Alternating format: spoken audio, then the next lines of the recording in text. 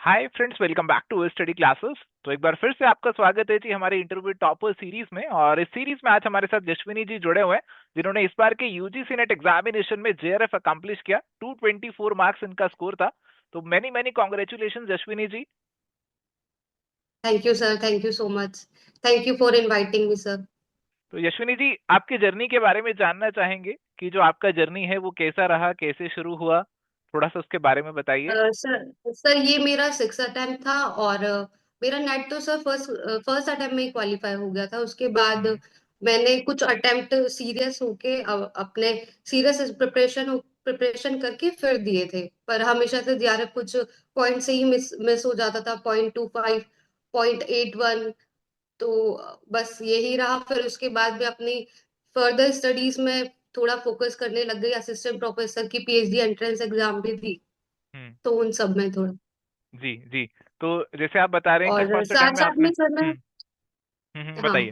साथ साथ में सर मैं इस एग्जाम के टच में भी रहती थी। मैंने एक बुक भी हम्म। पब्लिश करी थी सर। ये ही पीवाईक्यू एक्सप्लेनेशन की, यूजीसी नेट पीवाईक्यू एक्सप्लेनेशन से रिलेटेड। और बस सर फिर उसके बाद थोड़ा मेंटली एग्जॉस्ट भी हो गई थी बार बार यही सिलेबस पढ़ते हुए। हम्म। तो मैंने बस मैं कुछ जूनियर्स थे जिनका नेट नहीं हो रहा था, कुछ सीनियर्स थे, तो मैं उनकी प्रिपरेशन में उनकी हेल्प करती रहती थी। तो ये वाला अटेम्प्ट में सर मैंने इतना सीरियस होके दिया भी नहीं था। आई थिंक ये मेरी जो पास्ट का हार्डवर्क था, वही मेरा इस बार थोड़ा हेल्प किया जी किया है मुझे। जी जी जी। तो आप बता रहे थे इतने लंबे समय से एग्जामिनेशन के साथ जुड़े हैं, और अभी आपने अपनी प्रिपरेशन को एक थोड़ा सा नया जो एक रूप है वो देने की कोशिश करी कि अब डायरेक्टली तो पढ़ते हैं तो बोर हो जाते हैं, तो आपने इनडायरेक्टली अपनी पढ़ाई हाँ करी जी। और एग्जामिनेशंस को टारगेट किया। बट कहीं ना कहीं बैक ऑफ द जी माइंड आपको ये रहता था कि नहीं, मेरे को जेआरएफ निकालना है। हाँ सर, ये तो हमेशा से रहता था। मुझे हमेशा से ये बिलीव था खुद पे कि मैं जीआरएफ तो कर ही सकती हूँ। इतना सब कुछ पढ़ने के बाद मुझे ये भी पता चल गया था सर, पीवाईक्यू एनालिसिस करने के बाद, कि कहाँ से कौन सा टॉपिक आ रहा है, कौन सा फ्रीक्वेंटली टॉपिक पूछा जाता है, जी क्वेश्चंस कैसे बन रहे हैं। तो वो जी मुझे अच्छे से समझ आ गया था। जी। बट शायद मेरा पेपर वन थोड़ा वीक था। और शायद इस बार पेपर वन में सर स्कोर अच्छा है मेरा। सब्जेक्ट में भी काफी अच्छा था। सब्जेक्ट इस बार थोड़ा इजी आया था। जी तो आई थिंक इस वजह से ये जेआरएफ हो गया। मुझे जी तो जी। बिलीव तो नहीं था, पर अच्छे मार्क्स भी आ गए। और सर इस बार मेरे जब एग्जाम में मुझे फीवर आया हुआ था, तो मुझे बिल्कुल भी पता, मतलब मुझे ये नहीं था कि हाँ जीआरएफ हो जाएगा। मैं बस वैसे ही देने गई थी कि ठीक है, हम्म। थोड़ा जूनियर्स को पढ़ाया है हम्म। और सब टच में रही हूँ। तो ये लास्ट अटेम्प्ट था सर मेरा, कि मैं हम्म। चलो एक बार और एग्जाम दे के आती हूँ। जी और फाइनली जेआरएफ हो गया। जी जी जी। तो जैसा आप बता रहे हैं कि आप अपने और भी लोगों को गाइड कर रहे थे, तो इस चीज से कहीं ना जी कहीं सर। हमारे ऊपर ना मुझे लगता है एक डबल रिस्पॉन्सिबिलिटी आ जाती है। तो हम एग्जामिनेशन देने जा रहे हैं और बाकियों को भी कराया हुआ है, और बाकियों को लग रहा होगा यार ये मैम का तो हो ही जाना है, हाँ इनका तो हाँ क्लियर हो ही जाना चाहिए। तो हाँ उस हाँ चीज से हाँ, यस वो सर। चीज कहीं ना कहीं आपको प्रेशर वगैरह या ऐसा कुछ रहता था आपके ऊपर? सर प्रेशर तो नहीं, और मुझे उन चीजों से मोटिवेशन ही मिला है। जी। कि सब लोग बोलते थे नहीं तेरा हो सकता है, तुम्हें तो इतना अच्छे से पता है, ये हम्म। कॉन्सेप्ट तुम्हारा बहुत अच्छे से क्लियर है। और मेरे नोट्स भी सर अच्छे से प्रिपेयर किए हम्म। हुए थे। हम्म। पूरा पहले मैंने डिटेल नोट्स बनाए थे सर। हम्म। फिर उस उन्हीं डिटेल नोट्स के मैंने शॉर्ट नोट्स बनाए थे, जब मेरी हम्म। फर्स्ट प्रिपरेशन जब मैंने करी थी उसी में। और हम्म। वो जो शॉर्ट नोट्स ऐसे बनाए थे कि मैं उनका फ्रीक्वेंटली रिवीजन कर सकूं। ओके। तो उस बेसिस पे शायद सब, सर वो तभी का हार्डवर्क था। इस अटेम्प्ट में तो मैंने इतना कुछ किया नहीं था, हम्म। बट हो गया है। जी। तो अभी जैसे आप बता रहे थे कि कुछ अटेम्प्ट में आप तो कुछ मार्क्स से रह गए, एक दो क्वेश्चन से आप चूक गए क्लियर करने से, तो उस समय आप अपने आप को हाँ कैसे जी हाँ जी संभालते हाँ थे जी, कि यार काफी मेरे को अटेम्प्ट अगला। में सर। जी। तो उस समय थोड़ा सा डिमोटिवेट फील करते हैं रिजल्ट आने के बाद कि यार एक क्वेश्चन से रह गए, अगर एक क्वेश्चन और सही हो जाता तो क्लियर हो जाता, तो डिमोटिवेशन हो जाते हैं, निराशा हो जाती है। तो उस समय कैसे अपने आप को हाँ अपलिफ्ट जी हाँ करते थे जी। आप? हाँ सर, हमेशा से खुद को बस मुझे ये लगता था कि नहीं, मेरा कुछ पॉइंट से ही रह रहा है, तो शायद इतनी कैपेबिलिटी तो है मेरे में कि हाँ। मैं शायद कर सकती हूँ। मुझे कुछ अपने वीकनेस पे काम करना पड़ेगा। जिन चीजों में सर मैं प्रैक्टिकल्स में थोड़ा वीक थी, तो फिर मैंने थोड़ा उन पे काम किया।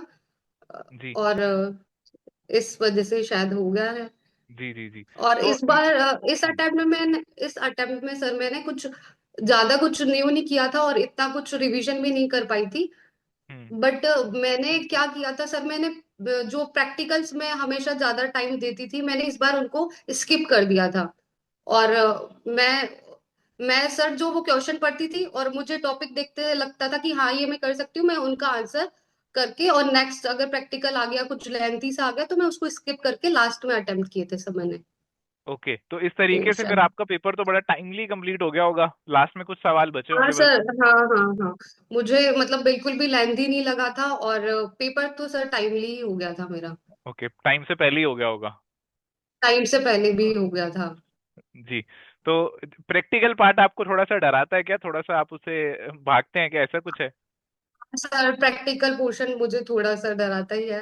D okay. और पेपर वन में डीआई मैथ्स तो मैंने इस बार उनको ही स्किप किया था, जो जिनसे मेरे माइंड को थोड़ा डर लगता है कि ये क्वेश्चन मुझे आ क्यों नहीं रहा है।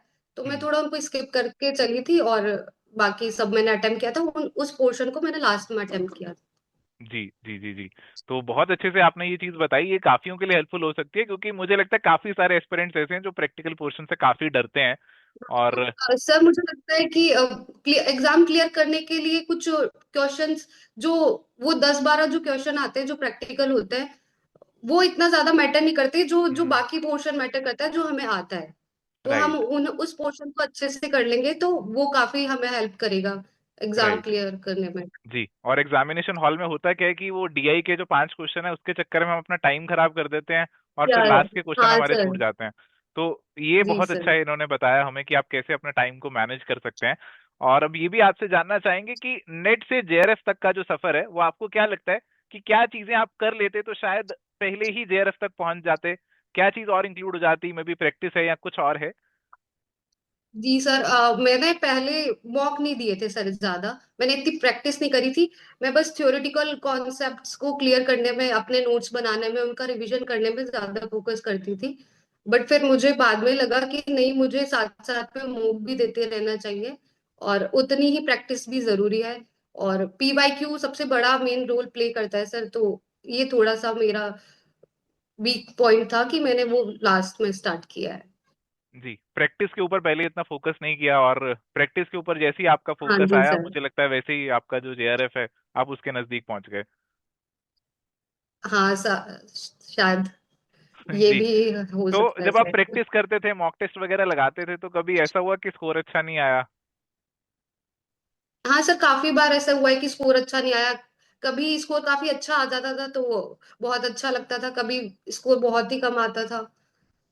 तो बट हमेशा से मैंने मैंने पहले ही माइंड में सेट किया हुआ था कि अगर स्कोर अच्छा भी नहीं आएगा तो कोई प्रॉब्लम नहीं है, मुझे बस प्रैक्टिस करनी है, मुझे क्वेश्चंस के फॉर्मेट या फ्रेमिंग को देखना है कि कैसे क्वेश्चंस बन रहे हैं, उनका आंसर कैसे देना, अटेम्प्ट कैसे हम्म कैसे करना है। तो हम्म। सर मैं बस उस बेसिस पे ही मॉक करती थी। जी। शुरुआत में मुझे लगता है कि जब हम पढ़ाई कर रहे होते हैं हमारा फोकस होता है कि सिलेबस को कंप्लीट करें, ज्यादा से ज्यादा चीजों को हाँ पढ़ें, हाँ नोट्स हाँ। बनाएं। ये प्रैक्टिस और ये सब नोट्स बन चीजें कहीं ना कहीं दूर चली जाती हैं। हमें होता है कि दूर चली जाती है, सिलेबस राइट सर। कंप्लीट कर लें, वो ज्यादा जरूरी है, प्रैक्टिस को ध्यान ना दें। तो आपको क्या लगता है जी कि सर। यही जो चीज है हमें कई बार थोड़ा जेआरएफ से दूर कर देती है, अटेम्प्ट ज्यादा लग जाते हैं? जी सर, मुझे लगता है जीआरएफ के लिए सबसे बड़ा मेन रोल यही है कि प्रैक्टिस प्रैक्टिस प्रैक्टिस। पीवाईक्यूज की, एमसीक्यू, जो आपकी जो प्लेलिस्ट है सर वो मुझे काफी हेल्पफुल लगी सबसे ज्यादा, वो जिसपे मैंने कुछ मैनेजमेंट से रिलेटेड भी पीवाईक्यू किए थे, तो वो जी भी काफी हेल्पफुल थे सर। जी जी जी। चलिए, बहुत अच्छे से आपने बताया अपनी जर्नी के बारे में। तो अभी ये वाला गोल तो आपने कंप्लीट कर लिया, अब दोबारा से आपको ये पेपर नहीं देना, you are very relieved, but अभी शायद हाँ कुछ जी। और पेपर्स के लिए आप तैयारी कर रहे हैं। तो फ्यूचर में आपके क्या जी प्लान्स हैं? सर। आगे सर मुझे असिस्टेंट प्रोफेसर के लिए प्रिपरेशन कर रही हूँ मैं, तो बस अभी उन पे ही फोकस है। जी। We wish you all the very best कि आगे जो भी आपके फ्यूचर गोल्स हैं आप उनको भी अकम्प्लिश करें, और दोबारा से आपके साथ मुलाकात हो जाए, हमें बहुत अच्छा लगेगा। जी जरूर बहुत सर, बहुत थैंक यू सर। बहुत बहुत शुक्रिया यशविनी जी, आज टाइम निकालने के लिए, हमारे साथ जुड़ने के लिए। Thank you so much sir, thank you, my pleasure sir. चलिए, तो यहाँ पे आज के सेशन को एंड करते हैं, मिलेंगे नेक्स्ट सेशन में एक नए टॉपर के साथ। Till then goodbye, take care, all the best. Thank you sir.